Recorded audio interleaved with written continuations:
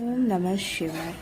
ভিডিওর শুরুতে শিবের নাম একটা কারণেই নেওয়া। আজকে তোমাদের একটা খুব সুন্দর জায়গায় আমি নিয়ে যেতে চলেছি। জায়গাটার নাম হচ্ছে শিব শক্তি ধাম।